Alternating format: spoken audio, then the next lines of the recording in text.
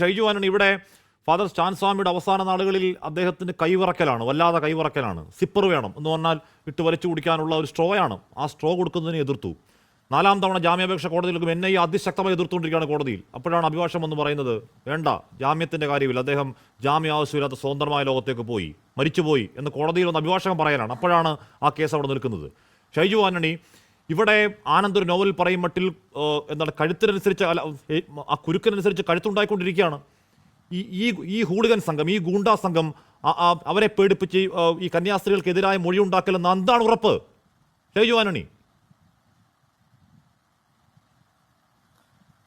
ഹാഷ്മി, എനിക്ക് ആദ്യം തന്നെ ഒരു കാര്യം പറയാനുള്ളത്, BJPയുടെ പ്രതിനിധി യുവരാജ് ഗോകുൽ കേരളത്തിലെ ക്രിസ്ത്യാനികളെ വീണ്ടും വീണ്ടും അപമാനിക്കുകയാണ്. ഏറ്റവും ആദ്യം ഏറ്റവും കുറഞ്ഞത് അതെങ്കിലും നിങ്ങൾ നിർത്തണം. നിങ്ങൾ ഇവിടെ നിന്ന് പോയിട്ടുള്ള, ഇവിടെ ജനിച്ചു വളർന്ന ഈ കന്യാസ്ത്രീമാരെ, ആ കന്യാസ്ത്രീയുടെ സഹോദരി എവിടെ ഇരിക്കുന്നുണ്ട്? ഞാൻ പറഞ്ഞത് അവരെ അറിയാവുന്ന ആളുകളാണ് ഇവിടെ ചുറ്റിനും ഇരിക്കുന്നത്. അവരെക്കുറിച്ചാണ് നിങ്ങൾ പറയുന്നത് മനുഷ്യക്കടത്ത് നടത്തി, മതപരിവർത്തനം നടത്തി എന്നൊക്കെ നിങ്ങൾ പറയുന്നത്.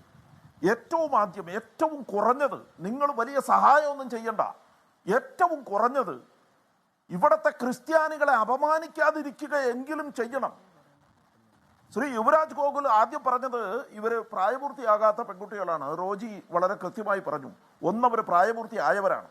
രണ്ടാമത്തെ കാര്യം, പ്രാഥമിക ഘട്ടത്തിൽ വന്ന വാർത്തകൾ വേറെയായിരുന്നു. ആരാണ് പ്രാഥമിക ഘട്ടത്തിൽ അവരെ ചോദ്യം ചെയ്തതെന്ന് യുവരാജന് അറിയാമോ? അക്രമികളായ ഒരു സംഘം ആളുകളാണ്, ഒരാൾക്കൂട്ടമാണ്.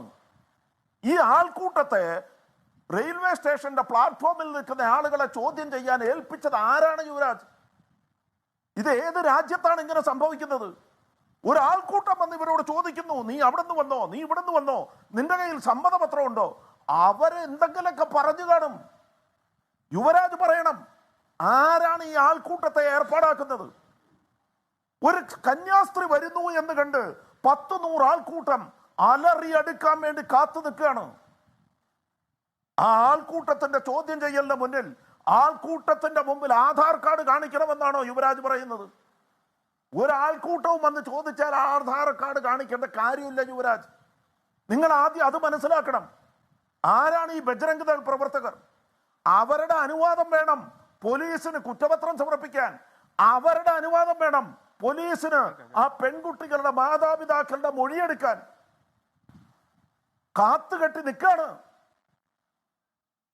ഈ പെൺകുട്ടികളെ ഒന്ന് കണ്ടോട്ടെ എന്ന് ചോദിച്ചാൽ ഈ പുറത്ത് നിൽക്കുന്ന അലറിയെടുക്കുന്ന ആൾക്കൂട്ടത്തിന്റെ അനുവാദത്തിനായി കാത്തു നിൽക്കുകയാണ് പോലീസ്. ആൾക്കൂട്ടം സമ്മതിച്ചില്ല. അതുകൊണ്ട് അവരോടൊന്ന് സംസാരിക്കാൻ പോലും അവിടെ വന്ന് ഒരാളെയും അനുവദിച്ചില്ല. ആൾക്കൂട്ടം നിയന്ത്രിക്കുന്ന ഒരു ഭരണകൂടമാണ് അവിടെ. അവിടെയാണ് പ്രശ്നം. അടിസ്ഥാന പ്രശ്നം അതാണ്. ശ്രീ യുവരാജ്, നിങ്ങൾ ആദ്യം അതിനുത്തരം പറയണം. എങ്ങനെയാണ് ബജ്രംഗ് ദൾ പ്രവർത്തകർക്ക് വഴിയിൽ കൂടി നടക്കുന്ന ഒരു കന്യാസ്ത്രീയെയോ, വഴിയിൽ കൂടി നടക്കുന്ന ഒരു പെൺകുട്ടിയെയോ ആൺകുട്ടിയെയോ ചോദ്യം ചെയ്യാനാവുക എന്ന് നിങ്ങൾ ഉത്തരം പറയണം. പോലീസല്ലേ ചോദ്യം ചെയ്യേണ്ടത്? നിങ്ങളാണോ ചോദ്യം ചെയ്യുക? ആരാണ് നിങ്ങൾ?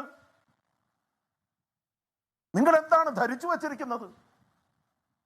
ഈ നാട്ടിൽ മതേതരത്വം എന്നൊരു സാധനം ഇനി ഒരിക്കലും ഉണ്ടാകരുത് എന്ന് നിങ്ങൾ ആഗ്രഹിക്കുന്നുണ്ട്. അതുകൊണ്ടാണ് നിങ്ങൾ ഇങ്ങനെ ചെയ്യുന്നത്. നിങ്ങൾ എന്തുകൊണ്ടാണ് ഇങ്ങനെ ചെയ്യുന്നതെന്ന് ചോദിച്ചാൽ, നിങ്ങളുടെ ജനറൽ സെക്രട്ടറി ദത്താത്രേയ ഹൊസബലെ പറഞ്ഞത് എന്താണ്? സെക്യുലറിസം എന്ന പദം ഇന്ത്യയുടെ ഭരണഘടനയിൽ നിന്ന് നീക്കം ചെയ്യണമെന്ന് ആവശ്യപ്പെട്ടു. നിങ്ങളുടെ ഒരു MP ഉണ്ടായിരുന്നല്ലോ, രാകേഷ് സിൻഹ, രാജ്യസഭയിൽ ഒരു പ്രമേയം അവതരിപ്പിച്ചില്ലേ, സെക്യുലറിസം എന്ന പദം നീക്കണമെന്ന് ആവശ്യപ്പെട്ട്. അപ്പോ നിങ്ങളുടെ പ്രശ്നം മതേതരത്വമാണ്. നിങ്ങളുടെ പ്രശ്നം ഈ കന്യാസ്ത്രീമാർ സേവനം ചെയ്യുന്ന ഇടങ്ങളാണ്. നിങ്ങളുടെ പ്രശ്നം, നിങ്ങൾ നേരത്തെ പറഞ്ഞില്ലേ, കുറെ ദൂരെയാണ്, അവിടെ മുഴുവൻ കാടുകളാണ്. ആ കാടുകളിൽ മാവോയിസ്റ്റുകൾ മാത്രമല്ല, ആ കാടുകളിൽ കുറെ മനുഷ്യർ ജീവിക്കുന്നുണ്ട്. ആ മനുഷ്യർക്ക് വിശക്കുന്നുണ്ട്. ആ മനുഷ്യർക്ക് രോഗങ്ങൾ വരുന്നുണ്ട്, നിങ്ങളത് തിരിച്ചറിയാറില്ല. ഇവിടെ നിന്ന് പോകുന്ന ഈ പാവപ്പെട്ട മിഷണറിമാരുണ്ടല്ലോ, അവരത് തിരിച്ചറിയുന്നുണ്ട്. നിങ്ങളൊന്ന് ആലോചിച്ച് നോക്കണം.